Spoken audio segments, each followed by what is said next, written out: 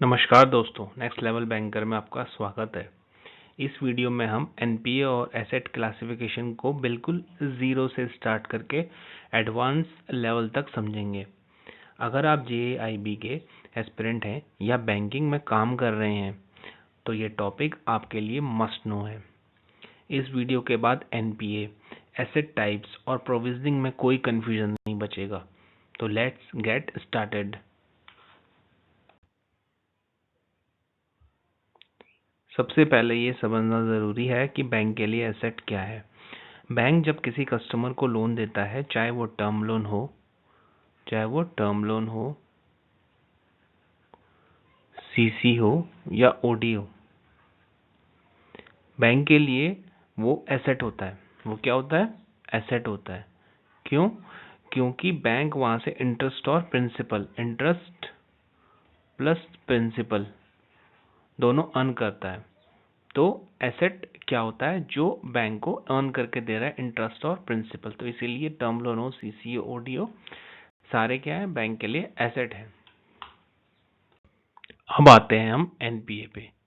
NPA क्या होता है? NPA non performing asset. Asset तो हमने पढ़ा था। एनपीए क्या होता है? नॉन परफॉर्मिंग एसेट, जो एसेट से इंटरेस्ट और प्रिंसिपल नहीं आ रहा है। आरबीआई के अकॉर्डिंग जब कोई एसेट बैंक के लिए इनकम जनरेट करना बंद कर देता है, क्या करना बंद कर देता है? इनकम, तो उस एसेट को एनपीए यानी नॉन परफॉर्मिंग एसेट कहा जाता है। सिंपल लैंग्वेज में, बैंक को टाइम पे इंटरेस्ट या इंस्टॉलमेंट नहीं मिल रही है तो एसेट परफॉर्म नहीं करता है या कर रहा है।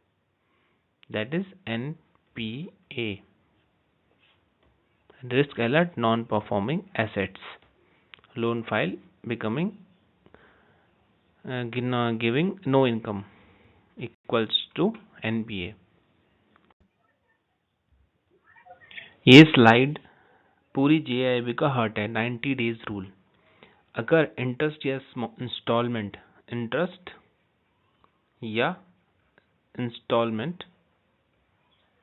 इंस्टॉलमेंट 90 डेज से ज़्यादा ओवरड्यू हो जाता है तो अकाउंट एनपीए हो जाता है। यहाँ ध्यान रखिए, 90 डेज का मतलब 3 ईएमआई मिस होना नहीं होता, सिर्फ डेज काउंट होते हैं। मंथ्स या ईएमआई काउंट नहीं होते हैं, तो सिर्फ डेज काउंट होंगे। यानी कि 30 डेज तक आएगा तो special mention account SMA 0, 60 days तक SMA 1 और 90 डेज के बाद एनपीए।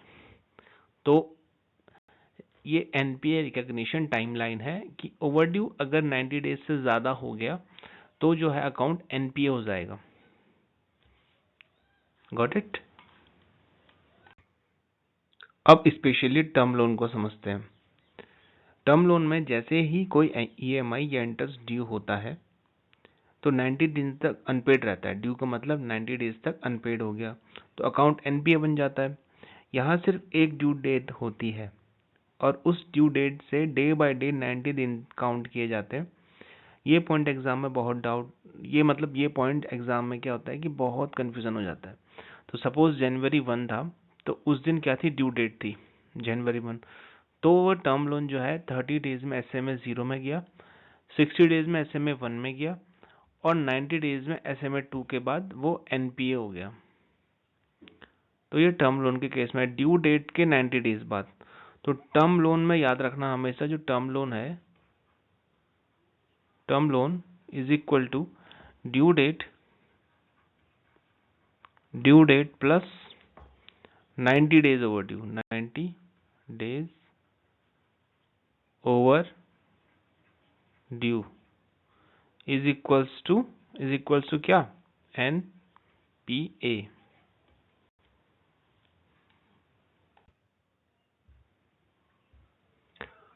अब हम कैश क्रेडिट या सीसी की बात करते हैं। सीसी या ओडी या कैश क्रेडिट, इस केस में क्या होता है कि कॉन्सेप्ट अलग होता है। यहाँ टर्म लोन जैसे ईएमआई नहीं होती। अकाउंट आउट ऑफ ऑर्डर तब माना जाता है जब आउटस्टैंडिंग लिमिट से ज़्यादा हो। सपोज 1 लाख है तो इसकी लिमिट कितनी हो गई, आउटस्टैंडिंग लिमिट से ज़्यादा हो गई, 1,15,500 हो गई। ड्राइंग पावर से ज़्यादा हो, ड्राइंग पावर सपोज केसीसी के सीसी होता है तो केसीसी में ड्राइंग पावर फर्स्ट ईयर कुछ और होती है, फिर सेकंड ईयर, फिर थर्ड ईयर, ऐसे होती है ना, third year, fourth year, fifth year, तो लास्ट में आती है आपकी जो सैंक्शन लिमिट होती है। तो ड्राइंग पावर से ज़्यादा हो गई आपकी आउटस्टैंडिंग पावर। या 90 दिन तक अकाउंट में कोई क्रेडिट या ना आए, कोई एंट्री ना आए, क्रेडिट ही ना हो कोई एंट्री, या क्रेडिट आए पर इंटरेस्ट कवर ना करे, आए तो सही, सपोज उसका इंटरेस्ट जो है वो है 2,000 रुपीज़, कितना है 2,000, अब एंट्री आई वो आई आपकी 1,000 की, तो जो है वो एंट्री आई लेकिन इंटरेस्ट कवर नहीं हुआ, तो इसमें कीवर्ड क्या, आउट ऑफ ऑर्डर। तो सीसी और ओडी में ये होता है, ठीक है, नॉन कंप्लेंट या इंटर सेक्योर्ड 45 90 डेज तक अकाउंट में कोई प्रॉपर क्रेडिट ना आए।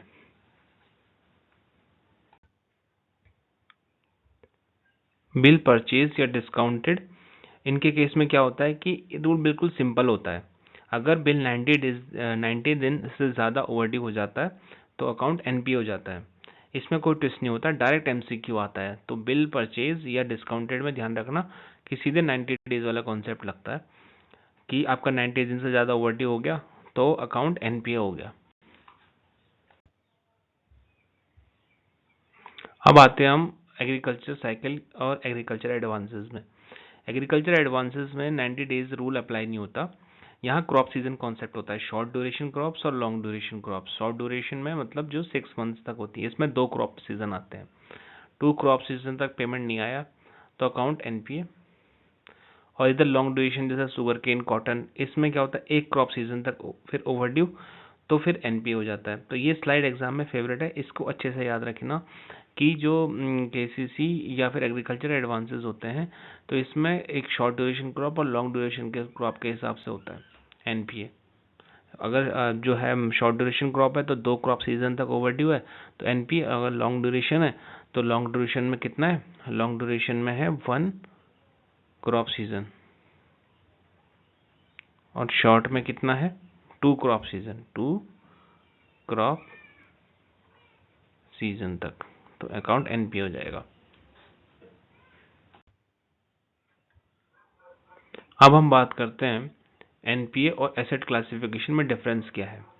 यहाँ एक बहुत बड़ा कंफ्यूजन क्लियर करते हैं कि एनपीए और एसेट क्लासिफिकेशन सेम चीज़ नहीं होती। एनपीए का मतलब इनकम इशू, एनपीए का मतलब है इनकम इशू, और एसेट क्लासिफिकेशन का मतलब है रिस्क क्वालिटी, मतलब एसेट की क्वालिटी और रिस्क लेवल कितना है। तो एनपीए तो पता ही है, no interest principal for 90 days, categorizes based on risk or health. Asset classification, standard, substandard, doubtful, loss, focus on collateral and recovery potential, impact profitability and cash flow, focus on borrower's ability to pay, problem recognition करता है कौन, NPA, और risk assessment and provisioning कौन करता है, asset classification. तो asset classification में हम क्या करते हैं, रिस्क क्वालिटी को परखते हैं और उसका रिस्क लेवल देखते हैं। और एनपीए में क्या देखते हैं, इनकम का इशू क्या आ रहा है। तो दोनों में आप एसेट क्लासिफिकेशन एक अलग चीज़ है, इसमें रिस्क की क्वालिटी देखी जाती है, और एनपीए तो इनकम इशू है। आरबीआई ने एसेट क्लासिफिकेशन को 4 कैटेगरीज में डिवाइड किया हुआ है। 4 कैटेगरीज में, कितनी, 4।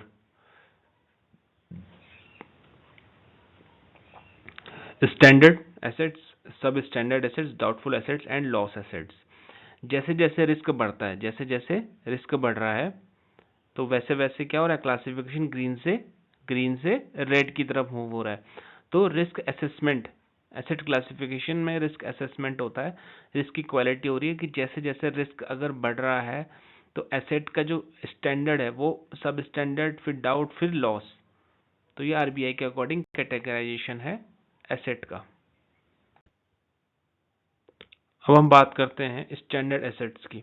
Loan repayment and risk example assessment, risk assessment. Loan आपका ये स्टैंडर्ड एसेट्स होता है, उसमें कोई मेजर प्रॉब्लम नहीं होती।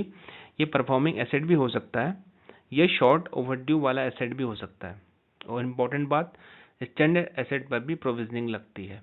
इसका जो रिस्क है, रिस्क स्कोर एक्सीलेंट है और इसमें ज़्यादा प्रॉब्लम नहीं आती। स्टैंडर्ड एसेट मतलब मीन्स ये क्या होता है कि जिसमें कोई मेजर प्रॉब्लम नहीं होती और परफॉर्मिंग एसेट भी हो सकता है। ये शॉर्ट ओवरड्यू वाला एसेट होता है।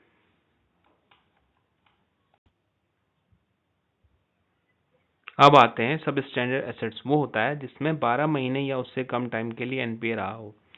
Loan file moderate risk case, ठीक है, इसकी स्टेज पर रिकवरी पॉसिबल होती है, इसलिए रिस्क मीडियम माना जाता है। रिस्क क्या जब माना जाता है? मीडियम। मॉडरेट रिस्क होता है 12 महीने के अंदर क्या होता है कि इसमें या उससे कम टाइम के लिए एनपीए रहा हो, तो वो आता है आपका सब स्टैंडर्ड। सब standard calculate interest for 1 year at the rate of 8%, identify potential risk, for example fluctuating income. ठीक है। अब आता है जब कोई एसेट 12 महीने या उससे ज्यादा सब स्टैंडर्ड रहता है तो उसे डाउटफुल एसेट माना जाता है। 12 महीने से ज्यादा यानी कि अप टू 1 year, उसके बाद तो यहाँ भी रिकवरी अनसर्टेन होती है।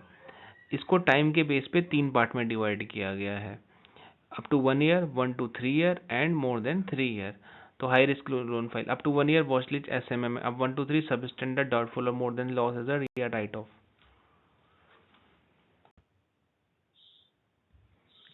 अब आता है हमारा लॉस एसेट।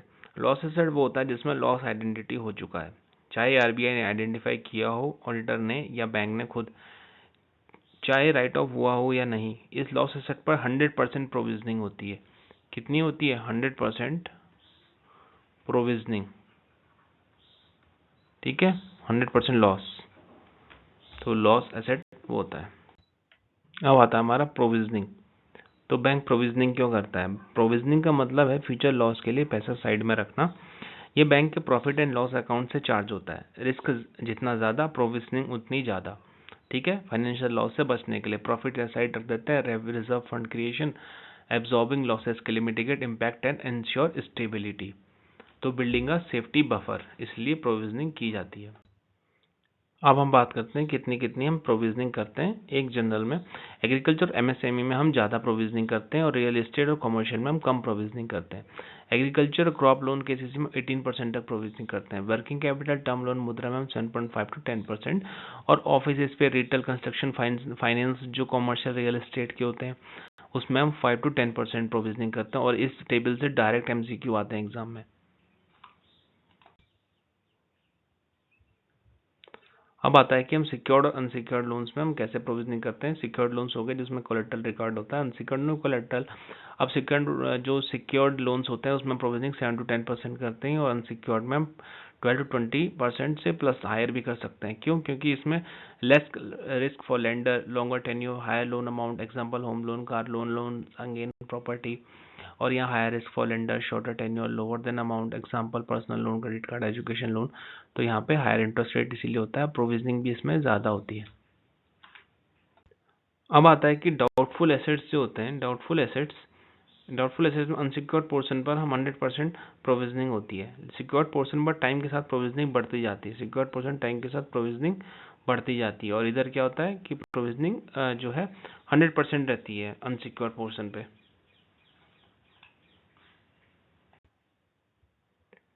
लॉस एसेट्स में क्या होता है? लॉस एसेट्स में कोई कैलकुलेशन नहीं होती, सीधा रूल है 100% प्रोविजनिंग। लॉस एसेट में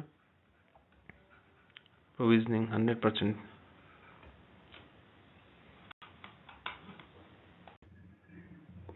आपके रिवीजन करते हैं कि की बैंकिंग कॉन्सेप्ट्स के, जो हमारा ये हमने एनपीए रिकॉग्निशन, आपका एसेट क्लासिफिकेशन, एनपीए, प्रोविजनिंग, इनका जो एक फ्लो चार्ट है इसके हिसाब से पढ़ते हैं कि एनपीए जो 90 डेज का कॉन्सेप्ट है, over due period, non performing और एक्शन रिक्वायर्ड। ठीक है, एसेट टाइप्स में स्टैंडर्ड पड़ा, सब स्टैंडर्ड पड़ा, डाउटफुल पड़ा और लॉस राइट ऑफ पड़ा। प्रोविजनिंग क्या है? सेफ्टी बफर है, स्टैंडर्ड एसेट में भी होती है। एनपीए प्रोविजनिंग कैसे कैसे करते हैं, और उसके बाद लास्ट में हम पीसीआर में चले जाते हैं, प्रॉम्प्ट प्रोविजनिंग कवरेज रेशियो में। अब एमसीक्यू करते हैं।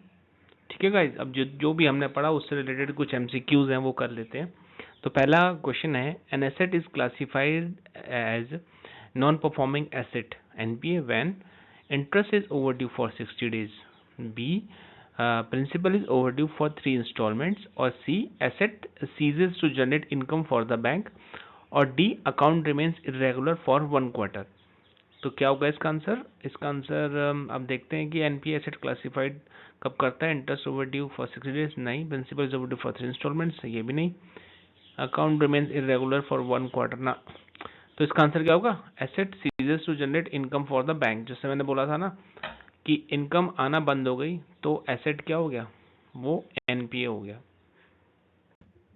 अब नेक्स्ट क्वेश्चन है हमारे पास, टर्म लोन के कॉन्सेप्ट बेस्ड है। टर्म लोन का कॉन्सेप्ट क्या है कि अब क्वेश्चन है, a term loan installment is due on 1st January remains unpaid.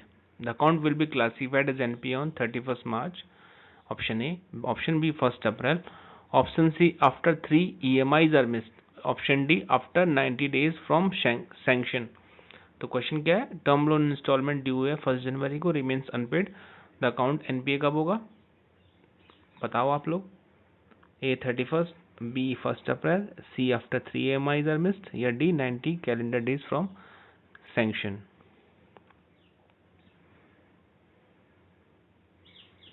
तो क्या होगा आंसर गाइस? इसका आंसर है, बताओ बताओ, इसका आंसर होगा गाइस बी। क्यों? क्योंकि due date plus more than 90 days over due, तो वो क्या हो रही है? 1st जनवरी से ड्यू डेट कब आ रही है? सीधे आपका 1st April, more than 90 days over due. तो ड्यू डेट कहाँ है? 1st April. Got it guys? अब हम सीसी वाला क्वेश्चन करते हैं। Cash credit accounted is treated as out of order when outstanding exceed sanction limit. Option A. Option B, no credit continuously for 90 days. Option C, credit do not cover interest debited. All of the above. मैंने क्या बताया था आपको? Cash credit account is treated as out of order when, पहला option है outstanding exceed sanction limit. Okay. No credit continuously for 90 days, ये भी सही है। Credit do not cover interest debited, ये भी सही है। तो ऑल ऑफ द अबव। इसका आंसर क्या होगा? D, all of the above. Next question है हमारा एग्रीकल्चर एडवांसेस पे। A short duration crop loan becomes NPA when interest और installment remains overdue for A 1 crop season, B 2 crop season, C 90 days, या D 1 year. A short duration crop loan becomes NPA when interest or installment remain overdue for, बताओ। Short duration crop थी और long duration crop थी, तो क्या क्या था दोनों के लिए? लॉन्ग के लिए, शॉर्ट के लिए था 2 मंथ्स या 2 क्रॉप सीजन, सॉरी, और लॉन्ग के था 1 क्रॉप सीजन। तो इस केस में क्या होगा शॉर्ट ड्यूरेशन के लिए? B, 2 crop season. अब है हमारा question, asset which has remained NPA for a period not exceeding 12 months is classified as asset जो remained NPA है कितने साल तक, सॉरी कितने महीने तक? 12 महीने तक। उसको हम क्या बोलते हैं? ए स्टैंडर्ड एसेट, बी सब स्टैंडर्ड एसेट, सी डाउटफुल एसेट्स, या डी लॉस एसेट्स। बताओ। तो इसका आंसर क्या होगा? An asset which has remained NPA for a period not exceeding 12 months is classified as substandard assets. Okay. अब है कि an asset become doubtful when it has remained NPA for more than 90 days. Option B, substandard for more than 12 months. C, loss identified by auditor, या D, regular for 2 quarters. Asset become doubtful. Doubtful का क्या था? Doubtful का था, बताओ। Option क्या है? Option B, substandard for more than 12 months. अब इसका क्वेश्चन है कि which of the following best describe, which of the following best describe a loss asset, asset overdue for more than 12 months, asset identified as non recoverable by bank और auditor, asset under litigation, asset without security. बताओ। तो asset, loss asset किसको बोलेंगे हम इनमें से? इसमें से बोलेंगे ऑप्शन ए है एसेट ओवरड्यू 12 मंथ से, ये तो डाउटफुल था। Asset identified as non recoverable by bank auditor, ये हो सकता है। एसेट अंडर लिटिगेशन, बिल्कुल नहीं। एसेट विदाउट, ये तो अनसिक्योर्ड हो गया। तो ऑप्शन क्या हो जाएगा इसका? Option B. Provisioning on standard assets is A, not required, B, required only for NPAs, C, required at prescribed rates, और D, applicable only to doubtful assets. बताओ, प्रोविजनिंग ऑन स्टैंडर्ड एसेट, ये बहुत घुमावदार question है. On not required, कई लोग तो not required पे टिक मार देंगे. रिक्वायर्ड ओनली फॉर एनपीए, इस पे भी मार सकते हैं. तो इसका ऑप्शन होगा आपका C, required at prescribed rates. ठीक है, many thing standard assets and no provisioning. Okay, next है हमारा provisioning requirement for unsecured portion of doubtful assets. Provisioning requirement for unsecured portion of doubtful assets के लिए क्या provisioning requirement होती है? ए 25%, B 40%, सी 50% या डी 100%. तो डाउटफुल के लिए प्रोविजनिंग क्या है? 100%. ठीक है, नेक्स्ट क्वेश्चन है हमारे पास, which of the statement is correct? A, NPA date and asset classification date are same. B, government guaranteed advances can not become NPA. C, asset classification depends on period for which asset remain NPA. Security value decide asset classification. बताओ, which statement is correct? NPA date and asset classification date are same. NPA date और asset classification date same होती है. दूसरा है government guaranteed schemes can not become NPA, government guarantee नहीं. Asset classification depends on period for which asset remain NPA, ये सही है. तो ऑप्शन क्या है इसका सही? सी. ठीक है गाइज, तो बताओ कितने मार्क्स आए आपके? अगर इस पूरे वीडियो के बाद अगर आपको एनपीए में कंफ्यूजन हो, एनपीए में, तो आपको रिवीजन की कमी होगी, कॉन्सेप्ट की नहीं. Concept clear is equal two marks sure. Next level banker. Follow, subscribe for more videos. Thank you.